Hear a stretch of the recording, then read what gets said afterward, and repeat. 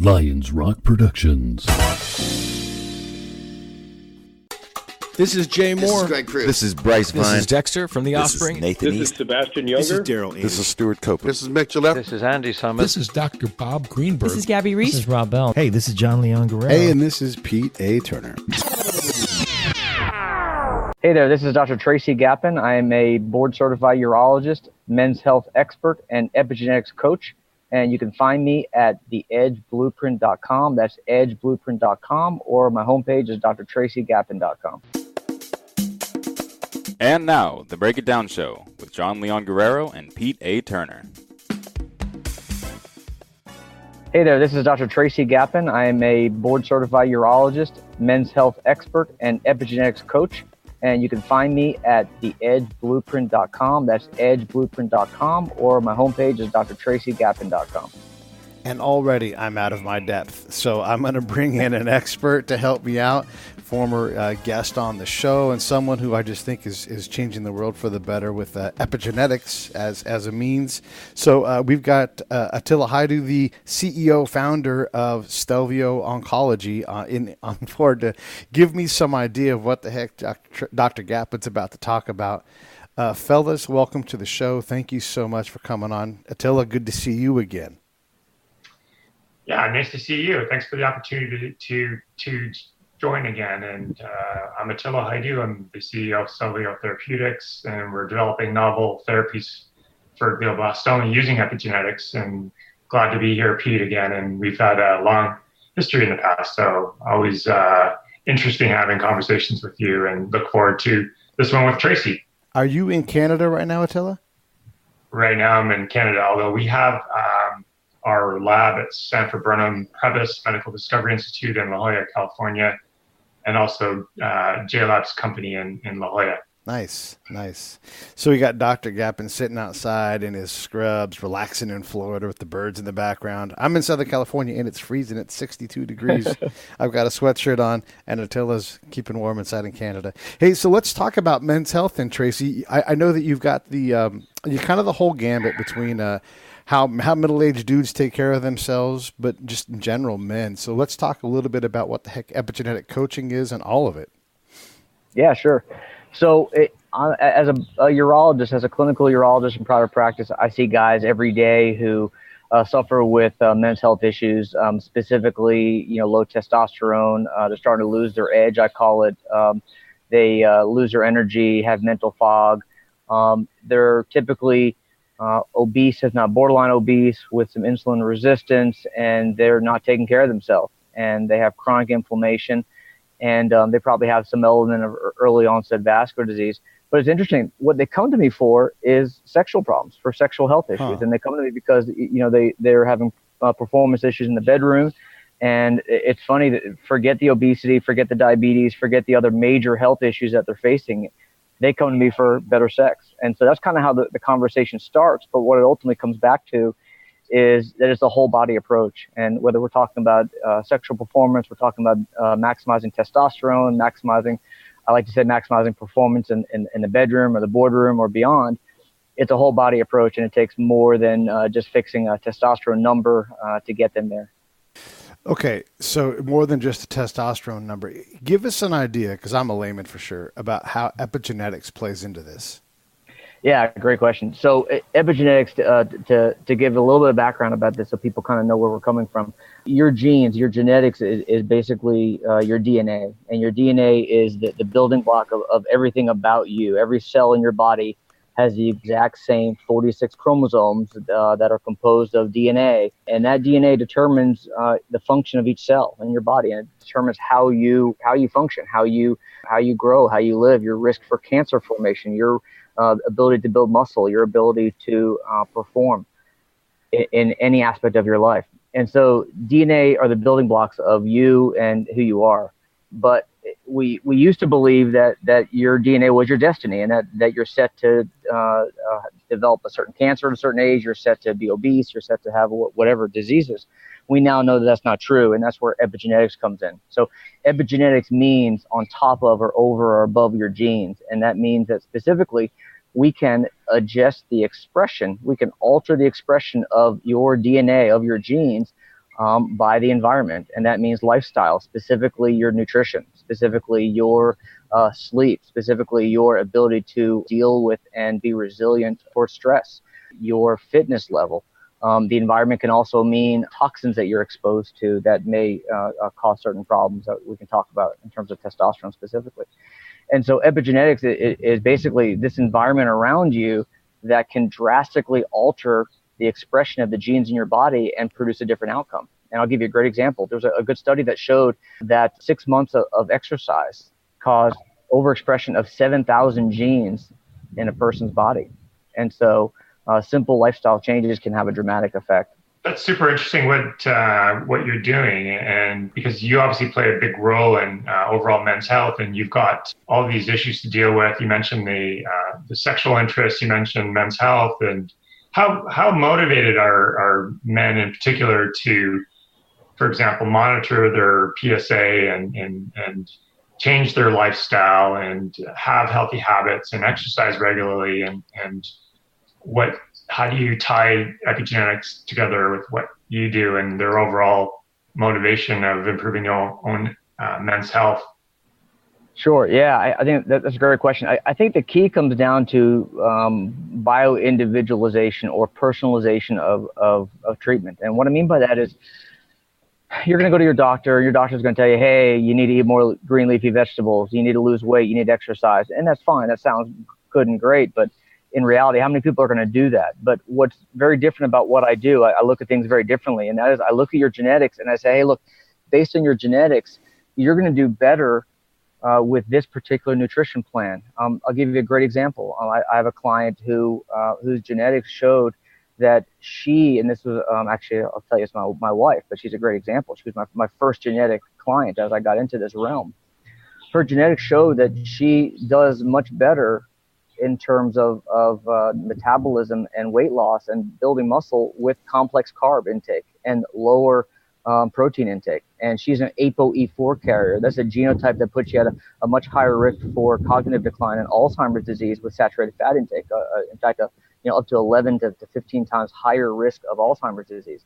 And so she's a perfect case and is a great example of how those particular genetics can help me guide the treatment plan for that particular client and adjust what they're doing.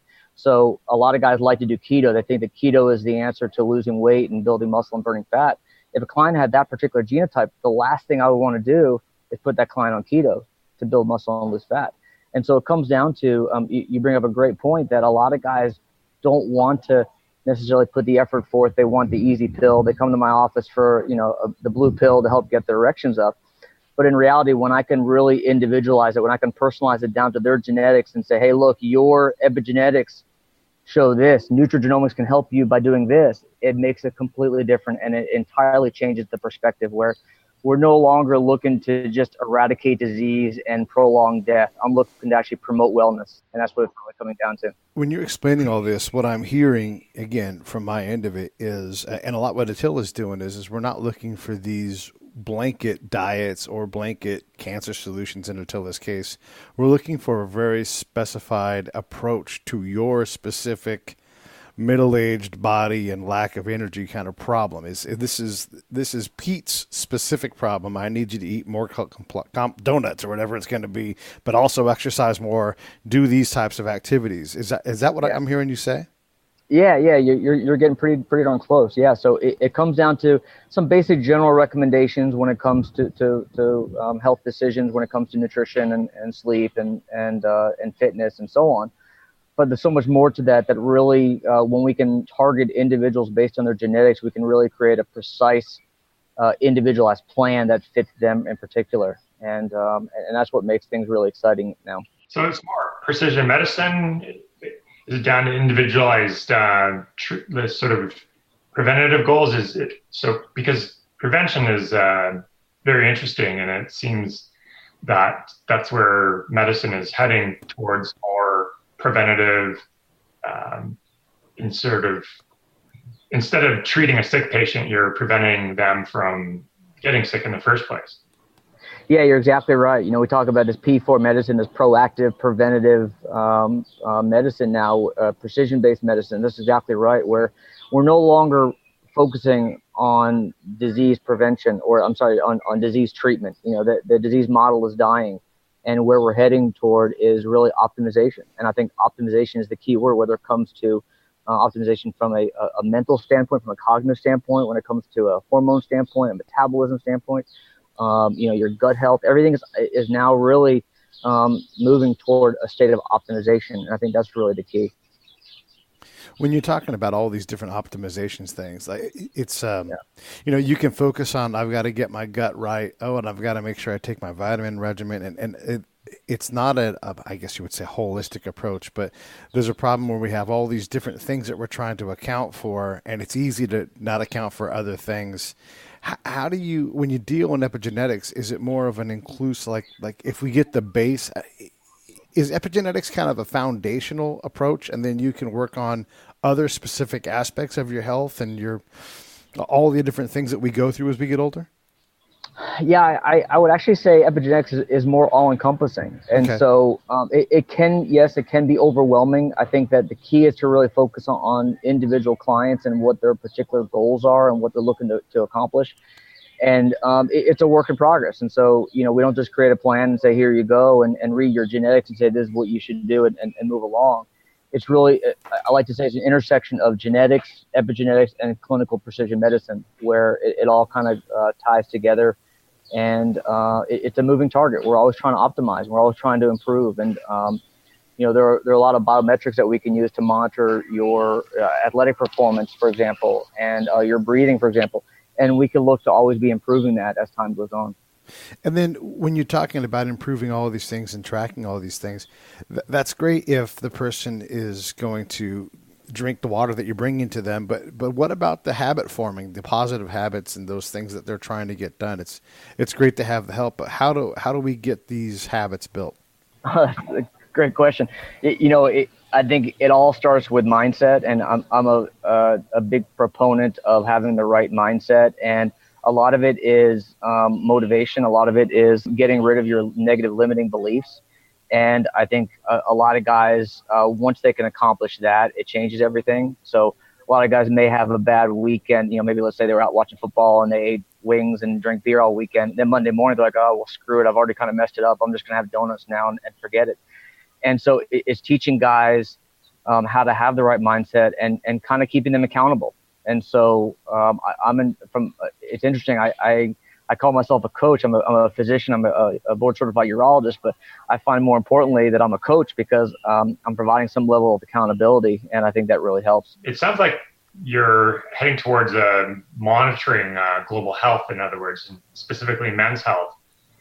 Are you looking at particular patterns that you're seeing with individuals, and is there any opportunity to take advantage of like clusters or patterns of different people to as you said, optimize?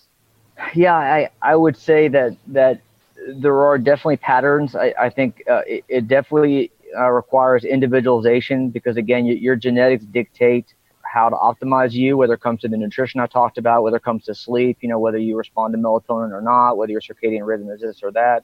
From an athletic standpoint, whether you do better with aerobic versus strength training. From a hormone standpoint, how do you detox?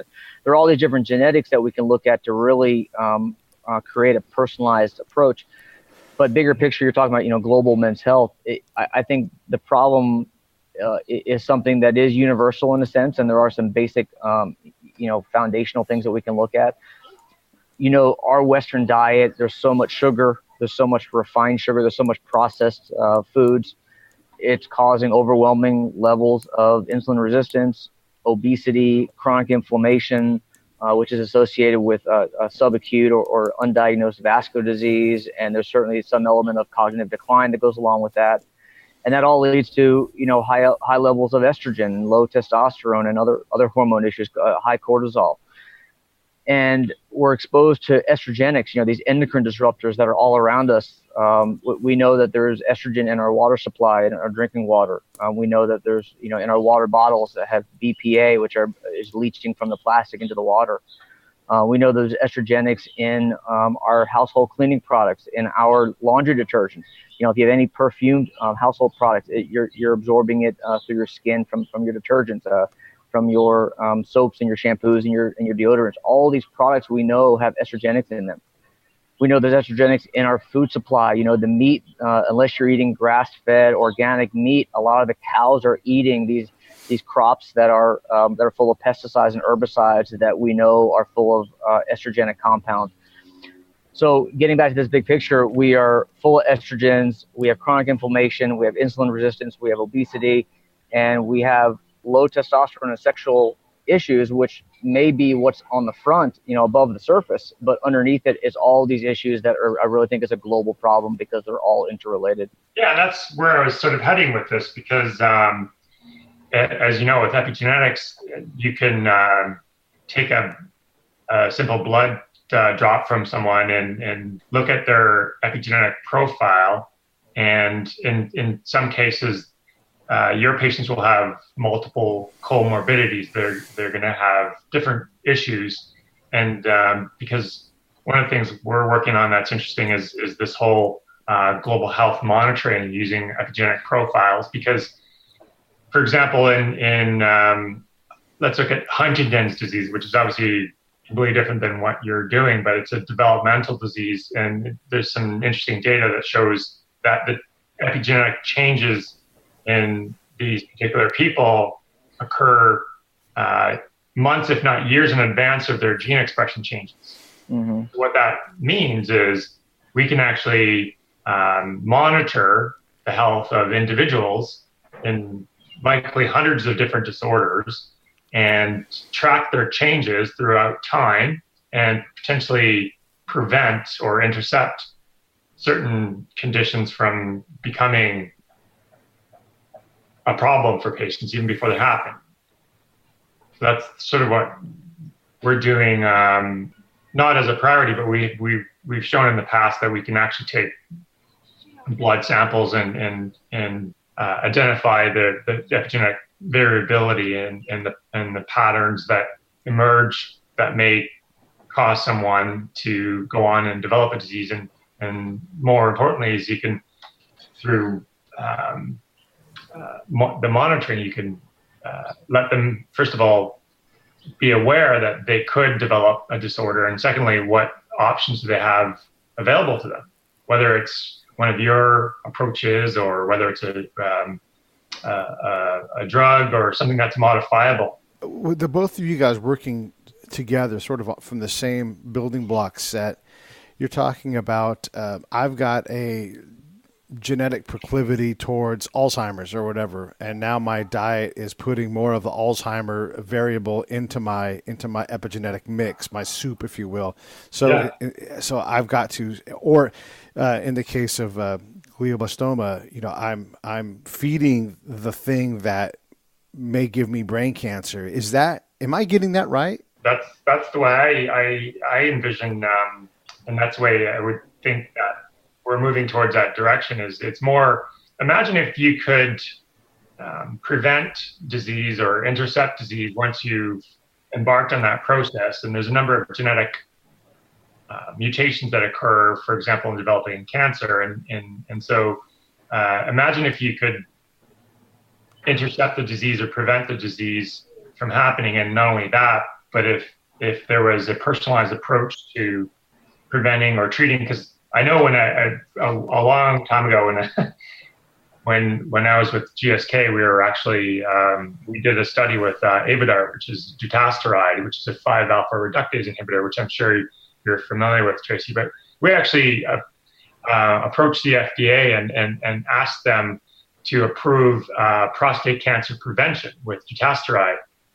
and eventually that didn't happen because there was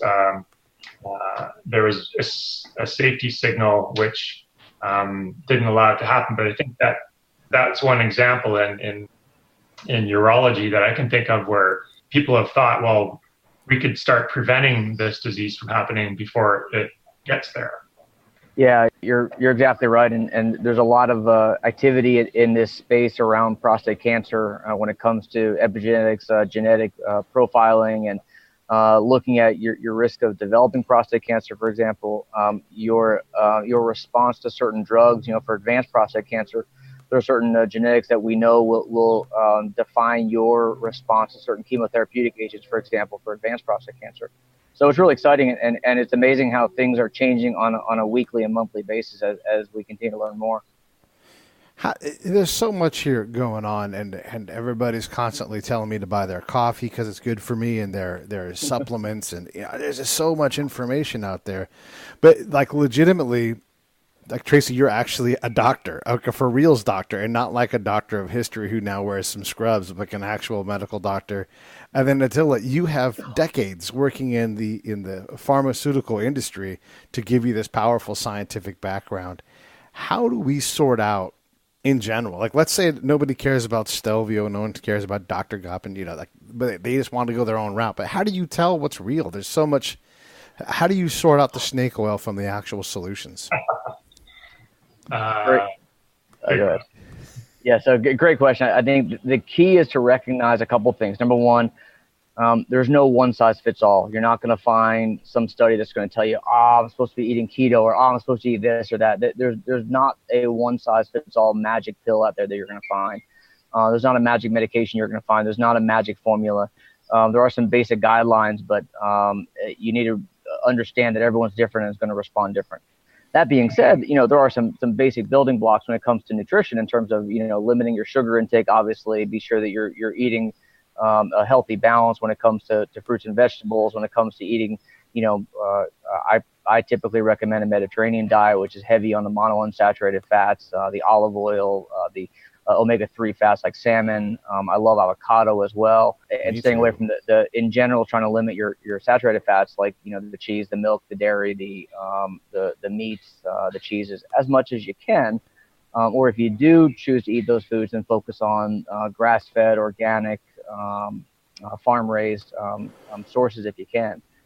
So those are general recommendations for you. But the key is, again, that one size fits all just doesn't apply here.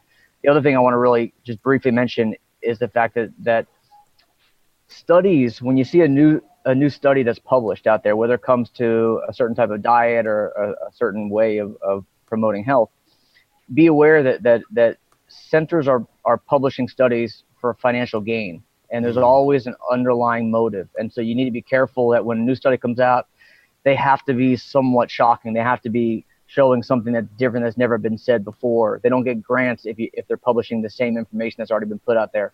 So take every study that's put out there with a grain of salt and realize that there's always a different perspective, and there's sometimes a relationship between one thing and another, but to show causation is often very difficult. What is your thoughts on that also, Attila? Because I know you had something to say. Oh yeah, I always have something to say. But Tracy makes a really interesting point, because you have all these diets. You probably remember the Atkins diet. Sure. You probably remember all these different diets that come out. But at the end of the day, the motivation is to sell books, and pharma companies obviously have motivation to sell drugs. But what Tracy's talking about is of high interest to me, because it's something that's very difficult to change as well, because you're talking about lifestyle modification, and you're talking about that. That's why I asked the first question about motivation, Tracy, is because, for example, if you're a man over the age of 50, how motivated are you to have a better diet? How motivated are you to exercise? How motivated are you to improve the quality of your human relationships? And in unfortunately, we're in a society where people depend on PDE5 inhibitors, and they depend on tadalafil and sildenafil, and which are erectile dysfunction drugs, and versus get out there, do the grouse grind, run up that mountain, and improve your relationships. And so, like the recent study that just came out about red meat causing cancer. These things are, and in the agriculture, like the grain industry is putting studies out there that are saying, well, grains are healthy, and then we're talking about keto diets, which is completely the opposite. So there's a number of different interest groups here that are pushing their product or trying to sell their book. And it's, as you said, Pete, you make a good point about, well, how do we tease this out? And to me, it comes down to creating some movement where consumers are empowered to take ownership of their own health. And because people want to know, well, what can I do to improve my lifestyle in the most time and cost-effective manner? And that's not an easy nut to crack. And so obviously we're looking at it from novel therapeutics for glioblastoma, which is the treatment size. Although what our approach is doing is it's a new paradigm, because instead of trying to kill cancer cells, what we're trying to do is induce them to differentiate into non-tumor cells, basically reversing cancer into normal cell type, which is a paradigm shift in treatment. But at the end of the day, I think if we can detect these types of things earlier, not necessarily cancer, because that's a different. But as I mentioned earlier, with the neurodegenerative diseases or potentially even prostate cancer, something like that, what can we do earlier to prevent, to monitor health? I think consumers are heading that direction where they're wanting to monitor their own health through wearable technologies and devices, and then physicians are looking for not another quality of life study or not another novel therapy. That they've got thousands of those things, but I think they're interested in how can we help the patients help themselves and save time for the physician. And that's sort of, I think a lot of that's going to be consumer driven. So what particularly interests me about Tracy's approach is focus on testosterone and how powerful that is, and how simply, as you mentioned, eating like salmon, for example, those healthy fats naturally raise testosterone levels. And there are ways that you can modify your diet by reducing red meat intake and eating more omega-3 fatty acid type foods like salmon. And there are obviously supplements that you can take to help with that as well. And I think that's very interesting.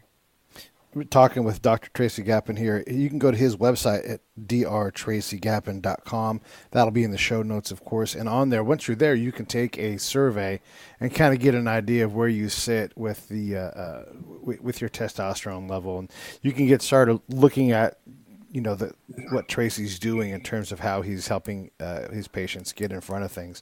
It seems to me, fellas, that a couple decades ago, maybe 3 or 4 decades ago, especially men, we would die off in our 50s because we didn't have great diets. We smoked. We had 3 martini lunches, and we've gotten better at reducing those bad habits.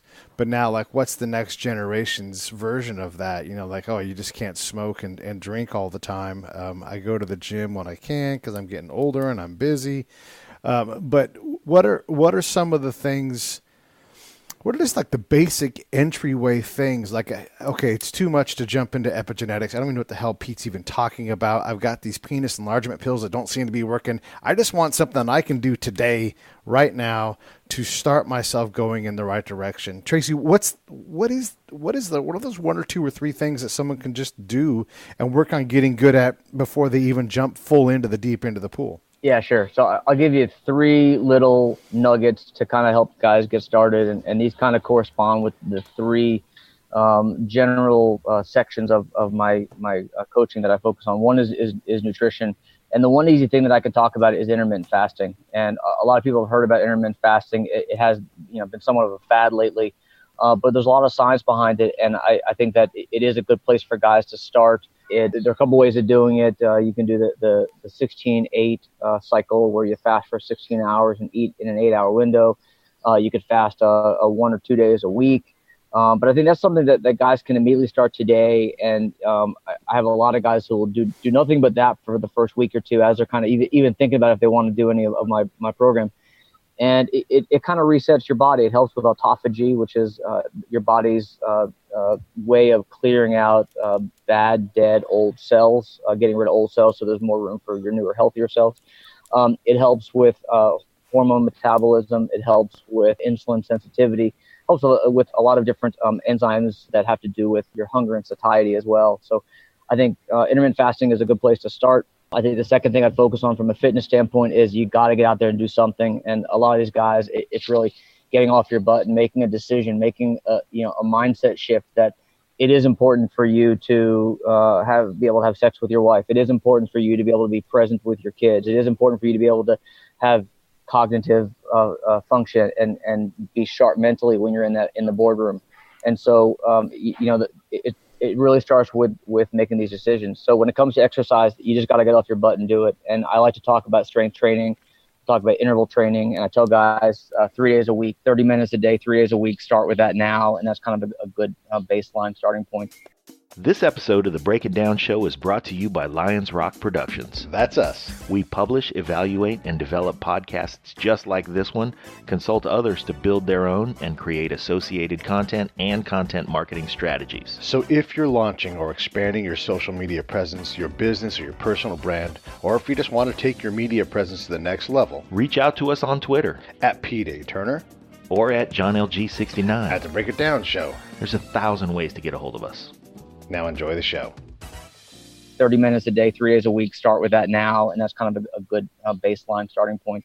The third one is mindset. And a quick hack for mindset is I point to the fact that everyone's going to fail and you have to just get back up. And a good analogy I like to use for this is Tom Brady. Tom Brady, the Super Bowl last year, he fumbled away the end of the game. He fumbled away the chance for them to win. And what does he do? He gets back up and he plays the next game. And, you kind of have to have a short-term memory and forget about what has happened in the past. And a lot of guys have negative beliefs, negative mindset that they failed in the past. They failed yesterday. They failed at the last meal, for example. And so they just give up and quit. And so it's overcoming the mindset. So intermittent fasting, get off your butt, and avoid the limiting beliefs would be the 3 easy nuggets that I can have you start with.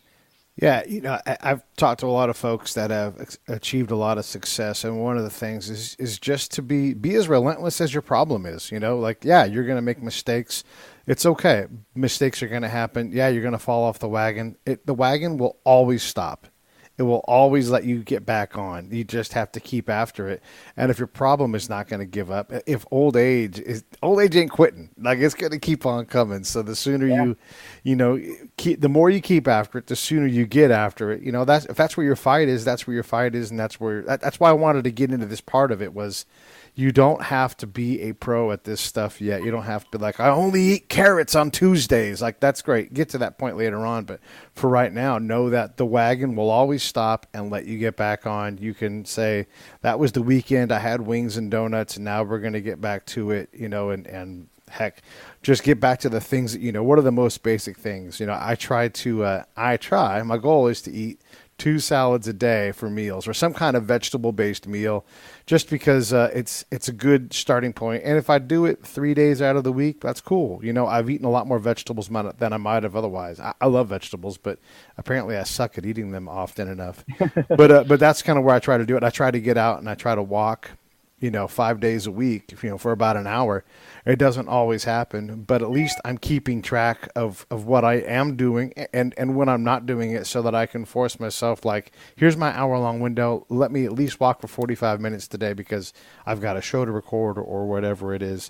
We really can do those kinds of things to establish these good patterns. And unlike bad habits, good habits are a little tougher to start. It's it's for sure a challenge. Let me ask you this. I want to look at this part of it. We talked a lot about men's health, and there's a lot of male audience members, but I don't want to leave behind the ladies. How does epigenetics, what are the impacts for them? Obviously, they have the same kind of makeup, but give me an idea of what the ladies need to do. I would say there's not a huge difference when it comes to the underlying basic foundation of your health, when it comes to nutrition, stress, reduction or management, when it comes to better sleep, when it comes to hormone balance, when it comes to fitness. I think for women, a lot of it ends up being hormone balance. And I think there are a lot of things that we can look at from an epigenetic standpoint in terms of balancing hormones, in terms of helping with detox. But a lot of the rules apply to women in a similar manner. Yeah, I was actually interested in what you said about the fasting and the fitness and the mindset. I mean, I think those are three powerful things that people can change. And I agree, it's the same for women. And I think one of the additional challenges that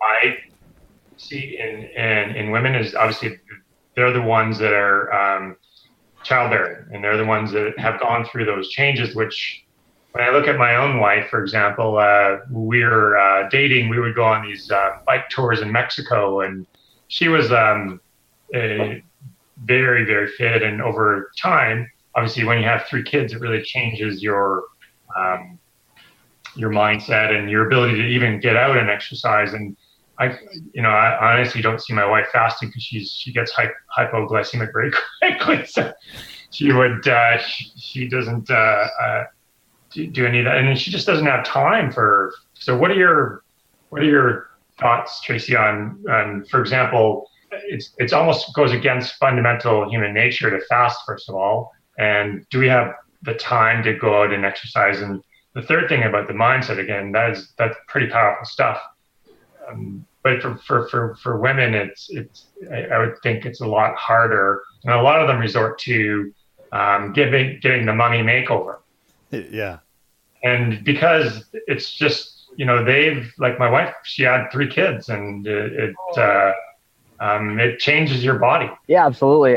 And I think it's tough for busy moms. I have a 3-year-old and a 5-year-old at home, and they're my why, but my wife is home with them on a daily basis, and I see the struggle. I see how tough it is, and it's tough to make time to exercise, and how do you eat right, and how do you take care of yourself, and I think it's baby steps. I think it's finding little wins. I think it's finding things that you can do.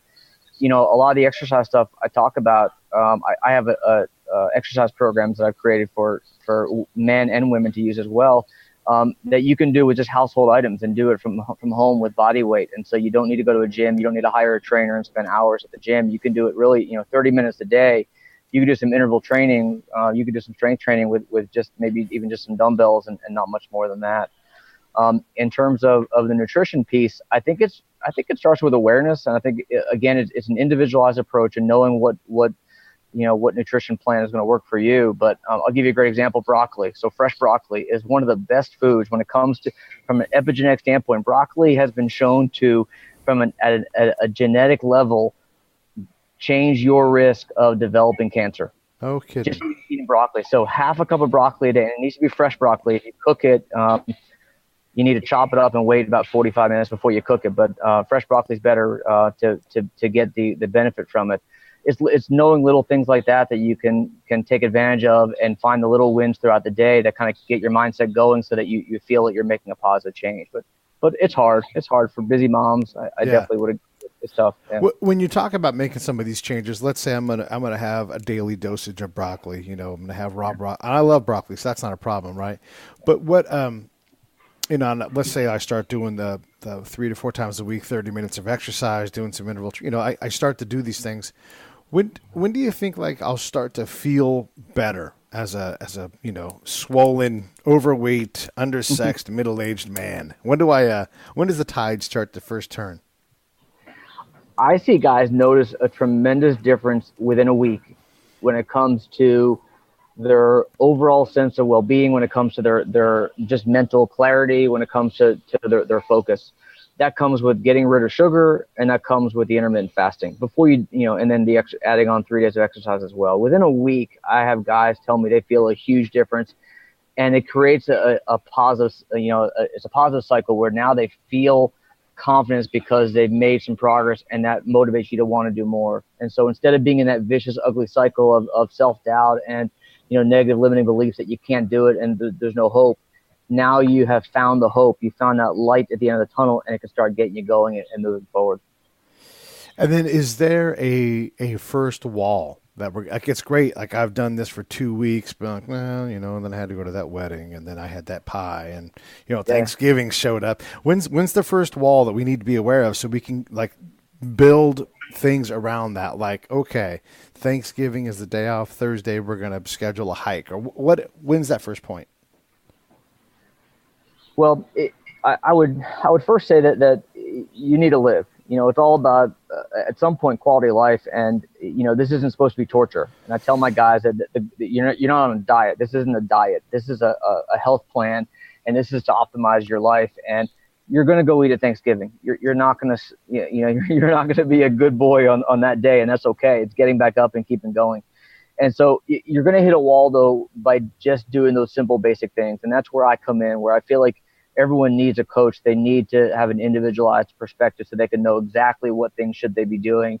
It may require testosterone replacement. It may require supplements. It may require, again, a particular diet. We haven't talked much about sleep, but there's a lot of intricacies and nuances when it comes to optimizing your sleep that comes down to an individualized level as well. And so you're going to hit a wall, I'd say probably, month 3 or so, where you feel like you're doing all these good, healthy things and making some progress. But then it's like, okay, what now? What do I do now? How do I move forward? And that's where the individualized approach has to come in. Yeah, no, I find it very fascinating. And so I think one of the things I've personally done and I know has benefited me is this concept of high intensity intervals. Because when you say interval training, I mean, you think of, you go to the gym and you see people on the treadmill and they're not even sweating. Yeah. And so they're there mostly because they got their Lululemon on, and they are. Hey, don't knock Lululemon. I love Lululemon. It's so. I'm sorry. Go on. It's so comfortable. Go. Oh no, I have Lululemon. I met Chip Wilson the other day, so I nice. I read his book, Little Black Stretchy Pants. I would recommend it. But what are your thoughts on high intensity? Well, I have probably 3 questions. What are your thoughts on high intensity intervals? Number two, as one ages, our heart rate drops every year, I think by about a beat per minute. And what's your thoughts on strength training to compensate for the lower heart rate? Because obviously you want to increase lean muscle mass, which I think a lot of people especially women, are afraid of, because I think if they do strength training, they're going to get bulky and bigger. So there's a mindset there. And then number 3, my understanding is that testosterone is is the most potent fat burner that we know of. So how do we raise testosterone? 3 great questions. Number 1, you're exactly right. I have a lot of guys who will tell me, I ran on the treadmill for 30 minutes every day last week, and I hate that. I hate just jogging on the treadmill. I'd rather you almost do nothing than just run on a treadmill for 30 minutes. I'm kidding, but you need to do interval training. You need to do strength training. When it comes to high intensity interval training, absolutely. It doesn't matter whether you're on a sled, whether you're doing weights, whether you're doing whatever. You need to be doing intervals to get the maximum benefit, because just walking or jogging or running on a treadmill is not going to, in general, be the best for you when it comes to optimizing your testosterone. Number 2, strength training. I have guys in their 80s who I have doing weight lifting, strength training. There's several studies that have shown, even in geriatric clients, that there is a huge benefit, and that everyone should be doing strength training. I'm not talking about going out and killing yourself, but you need to be adding some weights. You need to be building muscle, because that's what's going to help you in terms of burning fat. It's going to help you maximize testosterone. It's going to keep your whole body healthy. So whether it's a woman, whether it's an old person, you're exactly right. You're not going to become Arnold Schwarzenegger. You're not going to become a huge beefcake by lifting weights 2 or 3 days a week, but it's going to provide huge benefits, and everyone should be doing strength training. 3rd question, maximizing testosterone. That's a complex answer, but in general, it comes down to a lot of lifestyle things that we've talked about. It comes down to optimizing nutrition. A lot of guys try to do keto, or they try to do a low fat diet, and you need to really be sure you focus on the right macro ratio. Make sure that you're getting enough carbs. Make sure you're getting enough of the good healthy fats to support testosterone production in your body. Number 2, sleep. Sleep is one of the biggest problems I see in middle-aged guys, where they're sleep deprived and they get 5.5, 6 hours of sleep, and they think they're fine. And every guy who gets 6 hours swears that they're fine, and I can swear that they're not. And so low sleep deprivation has been directly linked to low testosterone, and I would definitely focus on that as one of the major things to work on. Fitness as well, strength training and interval training have both been shown to have a really profound impact on testosterone levels. And then it comes down to more of a bio-individualized approach at that point. A lot of guys do need prescription therapy, including testosterone and other medications. But I really take that on an individual basis. A quick aside, you'll see these testosterone clinics at every corner now where you can go and get a testosterone shot for $49. And I honestly think it's a joke. I think that it's so much more than just getting a testosterone shot. And that's kind of the cheap, easy Band-Aid to a bigger problem. And I think that some guys may legitimately need it, but most guys need a full whole body systems approach to optimizing them. Man, that's awesome advice. Cause you always want to take that magic pill, but It turns out diet, exercise, a good program is going to get you most of the way there. So it's good news. I can stop worrying about the the testosterone clinic on the corner. Tell us one more time where folks can find you, and we'll let you get back to your lovely life in Florida. I appreciate it. Yeah, my website's drtracygapin.com. That's drtracygapin.com. And find me on Facebook, Instagram, and Twitter. Yeah, and for sure, he wants you guys to talk to him. He wants to be involved and wants to, coach and get you going in the right direction. And then Attila, throw out your stuff too, because what you're doing is incredible also. I mean, if I can be looking good and then beat cancer when it comes because of the both of you being in my life, that sounds like a good deal. So let everybody know how to find Stelvio Oncology. Sure. So we do have a website, stelvio-oncology.com, and we're also on Facebook and Twitter and LinkedIn. All righty, perfect. And you guys are right. That intermittent fasting does make a difference. When I actually do it, it almost instantly makes me feel like I'm accomplishing something that isn't that hard to do.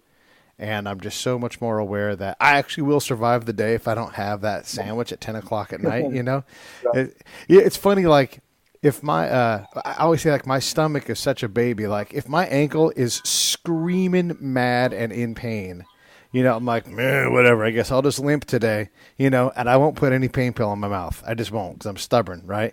But the moment my stomach thinks it might be hungry, I'm jamming food in my mouth. So the intermittent fasting thing definitely helps me focus on I actually will survive. I've got plenty of stores built up, and I'll make it through. Thanks, fellas, so much for coming on the show. I really appreciate it. I know that there's a lot of us out there that are trying to figure out how to be healthier. And, there's a lot of crazy advice out there. That's why I wanted to have two guys that are very smart in epigenetics get out there and help us understand that there are very specific things we can do specifically for us on top of that. And I appreciate what both of you guys are doing for all of humanity, because, we need your help and we need your guidance. So thank you. You bet. Glad to be here. Thanks so much for having me, Pete. Thanks, Pete. Thanks, Tracy.